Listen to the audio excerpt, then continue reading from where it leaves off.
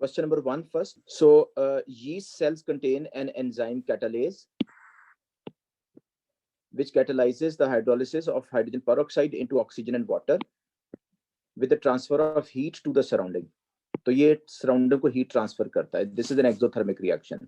Sodium chloride solution can affect this reaction in the yeast cells. The effect of sodium chloride solution on yeast cells can be measured by the increase in the temperature.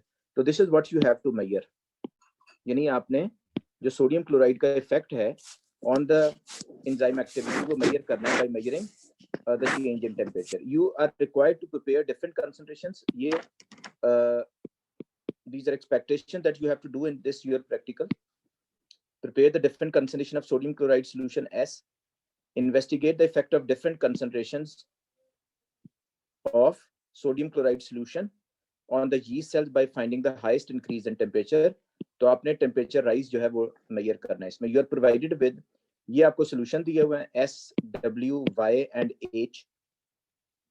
S is 10% sodium chloride solution, W is distilled water, Y is yeast cell suspension, and H is hydrogen peroxide.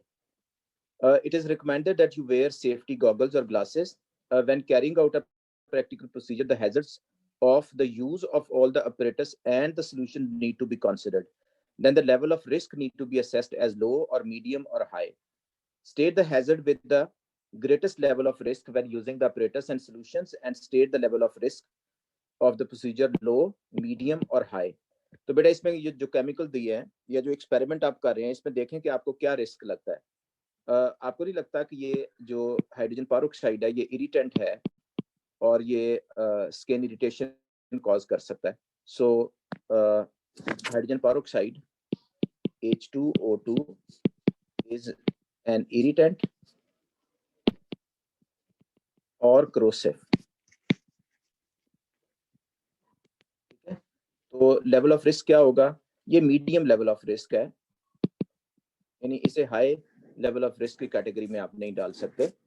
High level of risk होगा when it is very concentrated और it can burn the skin और can be fatal. You're required to change the concentration of sodium chloride solution. Table 1.1 shows how to make up 2 of the sodium chloride solution you will use. तो आपने sodium chloride solution बनाना है. Volume of, if you look at this, volume of 10% sodium chloride solution 0 लिया आपने, volume of distilled water डाला 10, तो आपके पास जो percentage concentration of S बनेगी that will be 0 और वो 0 concentration आपके पास बनेगी. फिर अगर आप 10 cm cube of 10% sodium chloride लें और 0 इसमें डिस्टिल्ड वाटर डालें तो जो परसेंटेज कंसंट्रेशन होगी दैट विल बी 10. इसका मतलब ये है कि the total volume to be prepared is, total volume to be prepared is 10 cm cube और C1 इज 10% और C2 हमने जो है वो डिसाइड करना है खुद से और बाकी जो कंसंट्रेशन है वो खुद से हम प्रिपेयर करेंगे. During the investigation you will mix 10 cm cube of each concentration of sodium chloride solution with 10 cm cube of yeast suspension to make a mixture SY. तो इसका मतलब ये है कि आपने 10 cm cube जो है वो आपने लेने हैं इसके जो कंसंट्रेशन आपने प्रिपेयर की और 10 cm cube आप लेंगे Y के और उनको मिक्स करके आप SY सोल्यूशन जो है वो बना देंगे.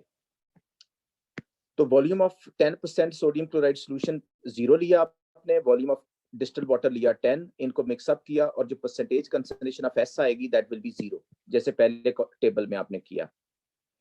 और इसे जब आप percentage 10 cm cube of Y में डाल देंगे तो एस वाई की कंसंट्रेशन भी क्या बनेगी, वो 0, क्योंकि इसके अंदर तो सॉल्ट है ही नहीं, तो कंसंट्रेशन 0 ही रहेगी. Now you take 10 cm cube of 10% and you add 0 cm cube of distilled water, तो percentage concentration of S जो है that will be 10%.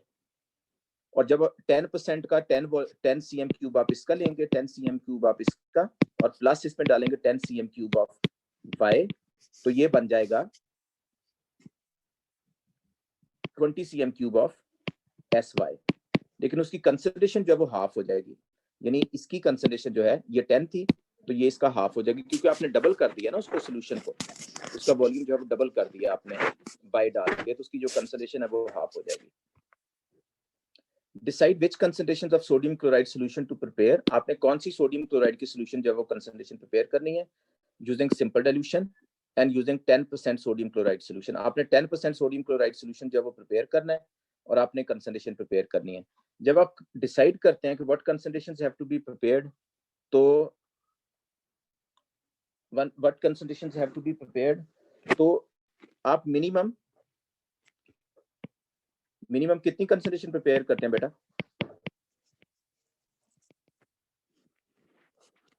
3 minimum 5 concentrations.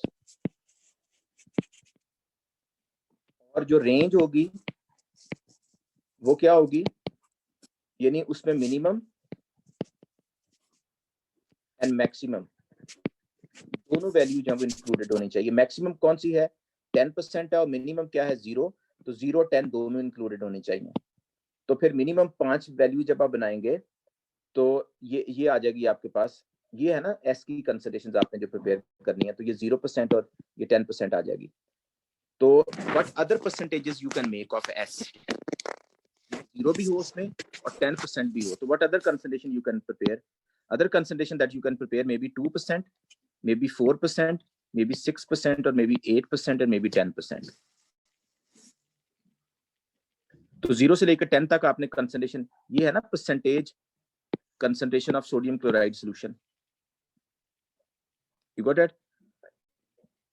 तो 0 से लेकर 10 तक आपने कंसंट्रेशन प्रिपेयर करनी है, so that should be 2, 4, 6 and 8। Equal intervals होने चाहिए, इक्वल इंटरवल्स होने चाहिए, ठीक है। ये नहीं आप कर सकते कि 1, 2, 5, 6, 9 कुछ भी आप लिख लें, ये इक्वल इंटरवल्स होने चाहिए इसके अंदर। अच्छा, अब यहां क्या आएगा, यहां क्या आएगा और यहां क्या आएगा, ये कैसे कैलकुलेट करेंगे कि what volume has to be, what volume of each has to be taken. इसके लिए आपको पता है कि क्या फॉर्मूला हम अप्लाई करते हैं, इसके लिए हम फॉर्मूला अप्लाई करते हैं C1 V1 is equal to C2 V2।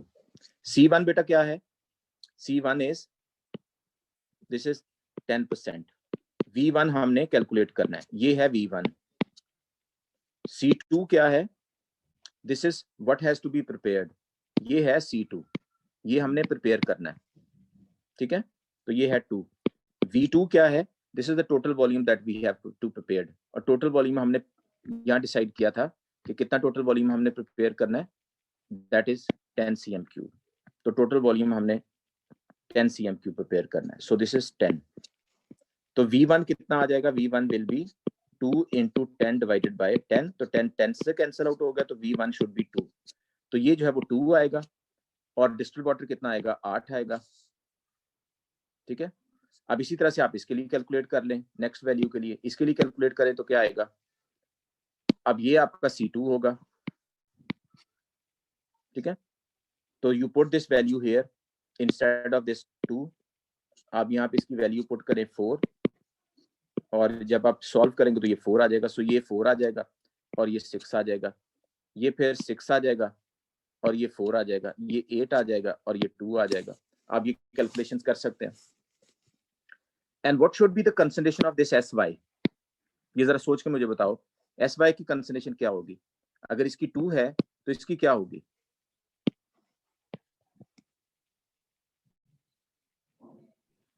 इसकी बेटा भी आपने देखा है ना इस टेबल में कि that becomes half of it,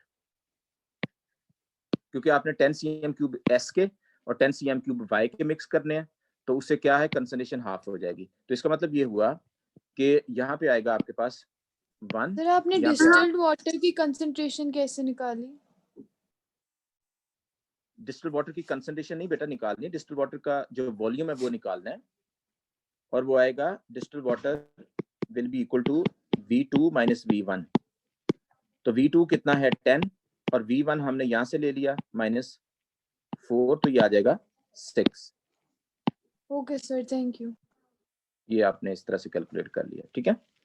अच्छा जी, सो 2 का हाफ हो गया 1, और 4 का हाफ हो गया 2, 6 का हाफ हो गया 3, 8 का हाफ हो गया 4 और 10 का हाफ हो गया 5।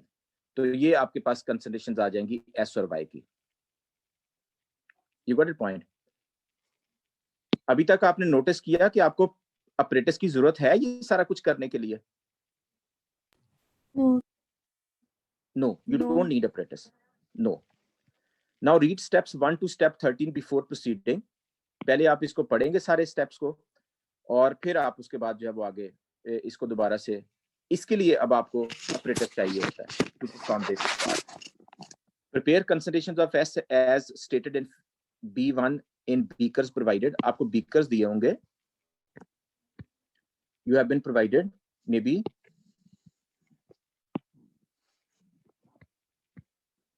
small beakers.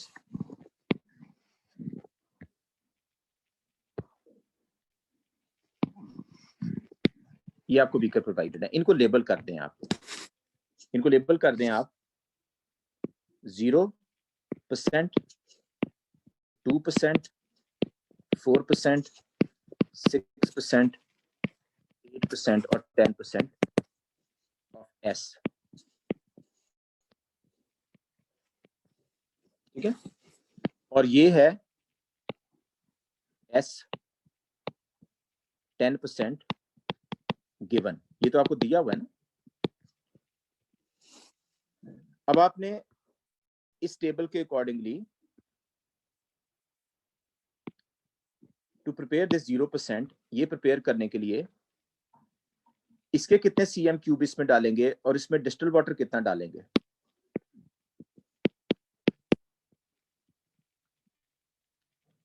जी,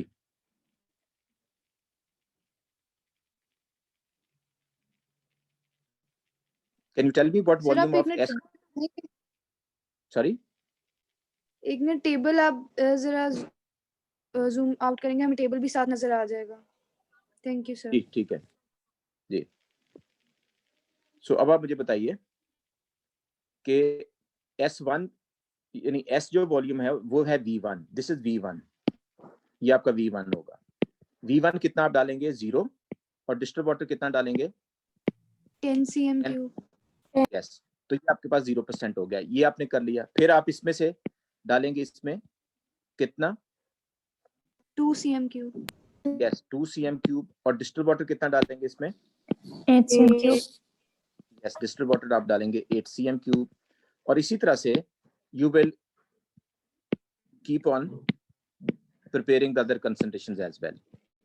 ओके. और इनमें उसी तरह से उसी प्रोपोर्शन से जो आपने अभी कैलकुलेट किए टेबल के अंदर, वहां से distil water and the S U will mix them up together. तो ये हो गया आपका पहला पॉइंट. इसको आप टेक कर दें. Once you have done this, तो यू जस्ट टेक इट. फिर दूसरा point, start the yeast suspension Y. ये वाई जो आपको सोल्यूशन दिया हुआ है, do you see this is Y given to you. इसमें यीस्ट सस्पेंशन है, तो इसको आप स्टर करें. सेकंड पॉइंट ये है कि यू जस्ट स्टर इट. आप इसको स्टर करें ग्लास रॉड के साथ. फिर यूज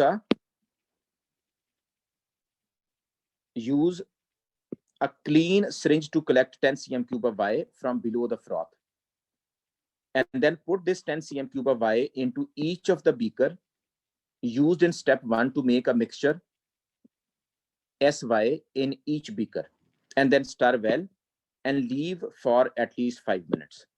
तो अब आपने क्या करना है? अब इन्हीं बीकर के अंदर, यानी ये जो बीकर है आपके पास, इसको क्या करेंगे?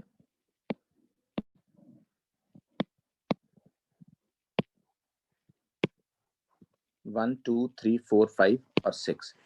अब इनमें आपने क्या करना है? अब इनमें आपने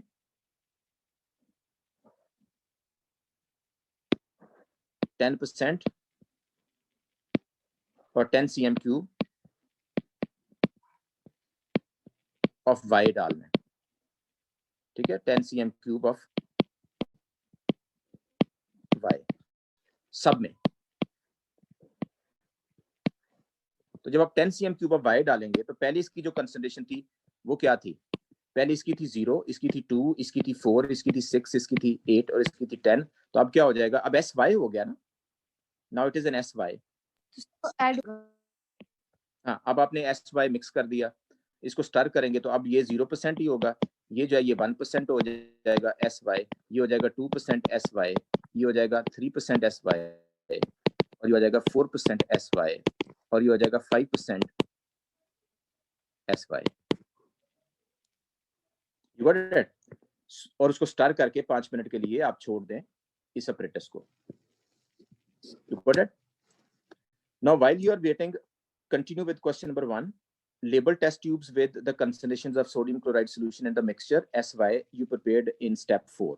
तो जो step 4 में आपने prepare किया था वो आप टेस्ट ट्यूब्स को लेबल कर लें। अब आप ले लें 6 टेस्ट ट्यूब्स, ये आपने ले ली 1 2 3 4 5 और 6, और इनको आप लेबल कर दें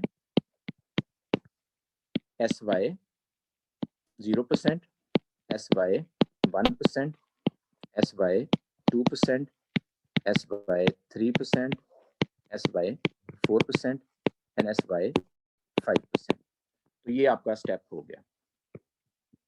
label test tubes with concentration of sodium chloride solution in the mixture SY। अच्छा, नहीं, इसमें जरूरी नहीं है कि आप SY की कंसंट्रेशन लिखें, उसने लिखा है कि label with the concentrations of sodium chloride की कंसंट्रेशंस आपने लिखनी है, तो वो आप लिखें, यहाँ पे SY की कंसंट्रेशंस नहीं लिखनी, ठीक है? तो डजंट मैटर, दोनों वैल्यूज आपके पास हैं, आपको जो वैल्यू वो कहेगा वो आप लिख लें। सो ये 0 है, और ये है 2%, ये है 4%, ये है 6%, ये है 8%, और ये है 10% of S of S of S of S of S end of S। तो ये S की कंसंट्रेशन हो गई आपके टेस्ट ट्यूब के अंदर, ठीक है? फिर क्या करें? Now put 5 cm cube of H into each of the test tube and record the temperature of H in each test tube. अब इनमें आपने इसको लेबल किया है, आपने इसमें कोई मटेरियल नहीं डाला अभी। अब आप इसके अंदर 5 cm क्यूब ऑफ H डाल रहे हैं, इसमें भी, इसमें भी, इसमें भी, और इन सब में। You got that? ये एम्प्टी थी टेस्ट ट्यूब्स, और इसके अंदर आपने 5 cm क्यूब ऑफ H डाल दिया। सो ये स्टेप भी आपका हो गया। रिकॉर्ड द टेम्परेचर, अब आप इसके अंदर थर्मामीटर रखें और इसका टेम्परेचर जब रिकॉर्ड कर लें। After leaving SY for at least 5 minutes, step 6, put 1 cm cube of the mixture SY with 0% sodium chloride solution into the appropriate test tube and stir well. अब आप इसमें से 1 cm क्यूब लेंगे और आप इसमें इसको you will put it into the first, और इसी तरह से आप फिर बाद में इसमें से 1 cm क्यूब लेंगे और इसमें डाल देंगे, फिर इसमें से लेंगे 1 cm क्यूब और इसमें डाल देंगे। ये बाद में बारी बारी आप करेंगे 1 by 1।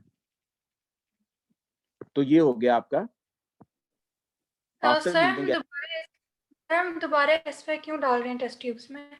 मैं बताता हूँ आपको। आफ्टर लीविंग SY दोबारा नहीं डाल रहे, पहले तो हमने डाला ही नहीं हुआ ना, पहले तो हमने सिर्फ लेबल किया हुआ है इसको। ओके ओके, पहले तो आपने सिर्फ लेबल किया था, पहले स्टेप 1 में आपने लेबल किया, फिर स्टेप 2 में आपने हाइड्रोजन पेरोक्साइड डाला, फिर स्टेप 3 में आपने ये इसको जो सोडियम क्लोराइड सॉल्यूशन, ये जो मिक्सचर है, ये आपने इसके अंदर डाला है। Okay sir, thank you. ठीक है, अच्छा जी। So after leaving SY for at least 5 minutes, step 6, put 1 cm cube of the mixture with 0% chloride solution into the appropriate test tube and stir well. Time for 2 minutes and record the highest temperature of the contents of the test tube during the 2 minutes. So 2 minute तक के लिए आप इसमें thermometer रखें और उसमें जो highest temperature आता है उसको आप रिकॉर्ड कर लें, ठीक है? Repeat steps 12 with the remaining, और ये स्टेप जो है वो सारी 6 की 6 टेस्ट ट्यूब के साथ आपने परफॉर्म करना है। So this is experiment. अब आप देखें, prepare the space below to record your raw results and your processed results. तो एक तरफ आपके पास आ जाएगी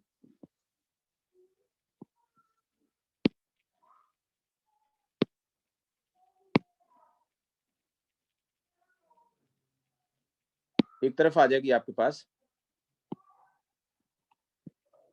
कंसंट्रेशन ऑफ एस बैकस्लैश डाल के परसेंटेज, और दूसरी तरफ आपके पास आ जाएगा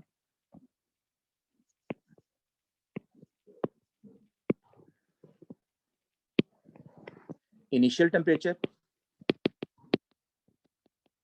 जब आपने एच का टेम्परेचर लिया था अलोन, और फिर आपके पास आ जाएगा फाइनल टेम्परेचर, और ये आ जाएगा टेम्परेचर चेंज, और बैक स्लैश डाल के आप इसके साथ डिग्री सेल्सियस, और बैक स्लैश डाल के डिग्री सेल्सियस, और बैक स्लैश डाल के डिग्री सेल्सियस जरूर लिखिए। तो ये आपका टेबल बन जाएगा। अब कंसंट्रेशन है आपके पास 0, 2, 4, 6, 8 और 10। ओके, और इनिशियल टेम्परेचर और फाइनल टेम्परेचर आप रिकॉर्ड कर लें। जो आपके पास वैल्यूज आएंगी उसको कैलकुलेट करके, तो you right the change here. This is the only thing. अच्छा, अब इसमें 6 मार्क्स हैं। 6 मार्क्स किस बात के हैं? 1 mark is for this, making the heading. 1 mark is for writing the unit. 1 mark is for writing this in order. 1 mark is for making these columns. And 1 mark is for recording these values. And 1 mark is for writing the process result.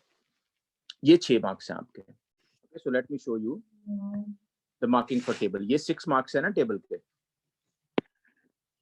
तो 1 mark इस बात का है, marking point 1, table drawn plus headings for percentage change plus SY. ठीक है, आपने table बनाया जिसमें आपने हेडिंग फॉर परसेंटेज कंसंट्रेशन लिखी है, एस की या प्लस SY की, दोनों में से कोई भी कंसंट्रेशन जो है वो आप लिख सकते हैं। क्योंकि सोडियम क्लोराइड का इफेक्ट आप देख रहे हैं, तो आप S या SY दोनों लिख सकते हैं। Marking point heading for temperature plus degree Celsius, आपने हेडिंग की टेम्परेचर की हेडिंग दी और साथ आपने डिग्री सेल्सियस लिखा, 1 मार्क इसका है। और marking point record result for initial temperature and final temperature, आपने इनिशियल और फाइनल टेम्परेचर रिकॉर्ड किया, 1 मार्क इसका है। और marking point 4 record temperature to the correct accuracy, यानी करेक्ट एक्यूरेसी का मतलब ये है कि जो थर्मामीटर पे जो मेजरमेंट आपकी आती है, जैसे if it measures in the smallest division, तो क्या आपने उस स्मॉलेस्ट डिवीजन तक जो है उसको मेजर किया, so that is correct accuracy. और marking point result for 0% first, जैसे ऑर्डर में मैंने आपको कहा था कि 1 मार्क उसका है कि आपने 0.0% को सबसे पहले लिखा और बाकियों को बाद में लिखा है। और marking point 6 process results recorded in the table, तो टेबल में क्या प्रोसेस रिजल्ट्स जो वो रिकॉर्ड किया हुआ है, तो ये है बेटा 6 मार्क्स। अब इसमें से ये 1 मार्क है इनिशियल और फाइनल टेम्परेचर रिकॉर्ड करने का, जो आपने परफॉर्म करना था experiment, and you had to record these results. Explain why it is necessary to collect a result for the 0% sodium chloride solution and yeast mixture SY। ये क्यों जरूरी है कि आप एक ऐसा एक्सपेरिमेंट करें जिसमें सोडियम हो ही ना? For accurate results. No, As a control experiment. yes, as a control.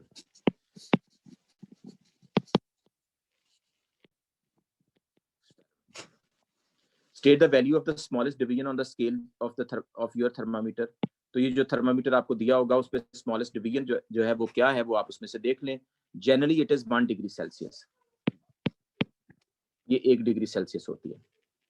ठीक है, तो state the actual error in measuring an increase in temperature of 6 degree Celsius using the thermometer. तो इंक्रीज आपने major करनी है ना बेटा, कि 6 डिग्री सेल्सियस की जो इंक्रीज है, तो इंक्रीज कैसे आएगी? पहले आप इनिशियल मेजर करेंगे, फिर आप फाइनल मेजर करेंगे, 2 दफा मेजर करेंगे, तो जो लीस्ट एरर है वो 2 दफा ऐड होगी। और least error, you know how the least error is calculated, least error कैसे आप कैलकुलेट करते हैं? लीस्ट एरर बेटा आप कैलकुलेट करते हैं कि half of the smallest division, half of the smallest division, smallest division अगर 1 डिग्री सेल्सियस की हो, दिस इज स्मॉलेस्ट डिवीजन, तो लीस्ट एरर क्या होगी? लीस्ट एरर विल बी 1/2, ये आ जाएगी 0.5 डिग्री सेल्सियस। इसे प्लस और माइनस लिखेंगे, और चूंकि 2 दफा आपने किया है, यानी एक दफा आपने इनिशियल वॉल्यूम लिया, टेम्परेचर लिया, एक दफा फाइनल टेम्परेचर लिया, तो ये आ जाएगा 2 मल्टीप्लाइड बाय 0.5, तो ये आपका आंसर आ जाएगा, यानी प्लस माइनस 1 डिग्री सेल्सियस। ठीक है। The actual error of using the thermometer is the same for each measurement. The trend in the results is not affected and it is not significant source of error. चूंकि ये thermometer initial और final हर test tube के साथ एक ही रहेगी, consistent रहेगी, so it will not influence the results. Due to procedure, the highest temperature recorded may be inaccurate, not close to the true temperature. Suggest how step 9 and 11 introduced an error which caused the highest temperature recorded to be inaccurate. तो ये कैसे inaccuracy आ गई आपके पास step number 9 और step number 11 के अंदर? You go back to step number 9 and step number 11। ये है स्टेप नंबर 9 और ये है स्टेप नंबर 11। क्या किया आपने? You have recorded the temperature of H in each test tube and time for 2 minutes and record the highest temperature of the contents of the test tube during 2 minutes. तो क्या यहाँ पे क्या हो सकता है बेटा? एरर क्या हो सकती है? 2 एरर हो सकती हैं। एक तो starting and stopping stop watch में डिले हो सकता है कि आपने 2 मिनट किसी को कम ले लिया, किसी को ज्यादा ले लिया। दूसरा ये भी हो सकता है कि टेस्ट ट्यूब में से जो हीट है that is lost to the surrounding, क्योंकि ग्लास की है ना, तो हीट लॉस्ट टू सराउंडिंग, या फिर आप ये भी कह सकते हैं कि डिले इन स्टार्टिंग और स्टॉपिंग स्टॉपवॉच। तो ये आ जाएगा। This procedure investigate the effect of concentration of sodium chloride solution on the activity of, ये हमारा एक्सपेरिमेंट था। ठीक है। To modify this, आपने इस एक्सपेरिमेंट को आप मॉडिफाई करना है। To modify this procedure for investigating another variable, the independent variable would need to be standardized. तो इसको आपको स्टैंडर्डाइज करना पड़ेगा। स्टैंडर्डाइज करने का मतलब क्या होता है कि you keep constant throughout the whole experiment and describe how independent variable concentration of sodium chloride will be standardized. तो आप इससे किसी चीज को स्टैंडर्डाइज करने के लिए क्या करेंगे कि add same concentration in all test tubes. और बेहतर है कि आप लिख दें कोई एक स्टेट वैल्यू, जैसे आप ये कहते हैं कि add 0% sodium chloride in each test tube. Not necessarily 0%, आप कोई भी कंसंट्रेशन जो है वो आप प्लेस कर सकते हैं, बट 6 की 6 टेस्ट ट्यूब में अब पहले आपने सोडियम कंसंट्रेशन जो है, sodium chloride concentration in test tube के अंदर वेरी की थी ना। सोडियम क्लोराइड कंसंट्रेशन जो है वो 0% थी, 2% थी, ये देखो ना। अब आपने क्या करना है, कोई भी एक कंसंट्रेशन ले लें that is constant throughout, तो ये होगा standardising the sodium chloride solution. और describe how the independent variable concentration of hydrogen peroxide will be investigated. तो अब अगर आपने पहले आपने सोडियम क्लोराइड का इफेक्ट आपने देखा है, अब अगर आपने हाइड्रोजन पेरोक्साइड का इफेक्ट देखना हो तो क्या करेंगे कि prepare a range of concentration of hydrogen peroxide. क्या कंसंट्रेशन दी हुई थी हाइड्रोजन पेरोक्साइड की, वो आप देख लें, वो इसमें दी होगी हाइड्रोजन पेरोक्साइड की कंसंट्रेशन इस टेबल में, ये है, ये दी हुई है। इसमें उसकी कंसंट्रेशन नहीं दी हुई, ठीक है। पर अगर नहीं भी कंसंट्रेशन दी हुई तो डजंट मैटर, तो हम ये लिखेंगे कि prepare range of concentration of hydrogen peroxide that is और कितनी प्रिपेयर करें? 5 कंसंट्रेशन प्रिपेयर करेंगे. मिनिमम रिक्वायरमेंट जो है वो 5 कंसंट्रेशन की है. 5 concentrations are prepared by method, आप कोई भी लिख लें, कोई फर्क नहीं पड़ता, by simple dilution और by serial dilution. ठीक है. So this is how you can. अच्छा, अगर आपने टेम्परेचर का इफेक्ट देखना हो तो फिर क्या करेंगे? तो फिर आप टेम्परेचर वेरी करेंगे ना. अगर आपने यीस्ट का इफेक्ट देखना हो फिर क्या करेंगे? फिर यीस्ट की कंसंट्रेशन वेरी करेंगे. जिस चीज का इफेक्ट आपने इन्वेस्टिगेट करना हो उसकी कंसंट्रेशन आप वेरी करेंगे. Now in a similar investigation, a student investigated how changing the concentration of copper sulfate solution affected the hydrolysis of hydrogen peroxide. The release of oxygen was measured by counting the number of bubbles when the oxygen was released through a delivery tube into a test tube of water. तो ये बेटा, ये वाले जो results हैं वो हमेशा independent variable होगा, independent variable, and that will fall on x-axis, and that is dependent variable, and that should be on y-axis. और जब आप ग्राफ बनाते हैं तो इसमें you should consider these points. S for suitable scale, labeled axis, area or axis correctly oriented and plotting. So these should be the 4 points for making a graph. जैसे ये पूरा का पूरा जो है percentage concentration of copper sulphate, ये आ जाएगा यहाँ पे percentage concentration of copper sulphate percentage, और यहाँ के आ जाएगा नंबर ऑफ बबल्स रिलीज्ड पर minute in rate of catalase activity. पूरा लिखेंगे रेट ऑफ कैटलेज एक्टिविटी और बैकस्लैश डाल के तो आप लिखेंगे नंबर ऑफ बबल्स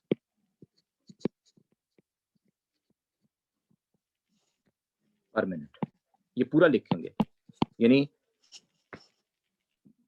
यूनिट और वैल्यू दोनों चीजें होंगी. और फिर स्केल जब आपका शुरू हो रहा है यहाँ से 0 से 0.3 तक, तो 0 से 0.3 तक आप देख लें कि कितने आपके पास ये वैल्यूज हैं. तो अगर आप इसको 0.1 रखें, इसको 0.2 और इसको 0.3, तो दिस इज वर्केबल. यानी ये आपका 0 आ गया, ये आपका 0.1 आ गया, ये आपका 0.2 आ गया और ये 0.3 आ गया. तो बाकी वैल्यूज यहाँ पे प्लॉट करें. ये जब आपका फॉल कर रहा है 0 से लेकर 39 तक, तो ये आपका 0 आ गया और ये आ गया 10 आ गया, ये आ गया 20, ये आ गया 30 और ये आ गया 40. तो ये सूटेबल स्केल आ गया आपका. सूटेबल स्केल भी हो गया, एक्सेस लेबल भी हो गए, एक्सेस करेक्टली ओरिएंटेड भी हो गए, और अब आप प्लॉटिंग कर लें वैल्यूज को इनके सामने. So this is how you will make this graph. Or explain the relationship between the concentration of copper sulfate solution and the activity of the catalase. तो explain करना, आपने रीजन देनी है. रीजन क्या है कि जैसे जैसे कॉपर सल्फेट की कंसंट्रेशन जब बढ़ती जा रही है, आप देख रहे हैं कि नंबर ऑफ जो बबल्स प्रोड्यूस्ड है वो कम होते जा रहे हैं. तो what may be the reason for this? इसकी रीजन ये होगी कि copper sulphate inhibits catalase, so less ES complexes formed and lower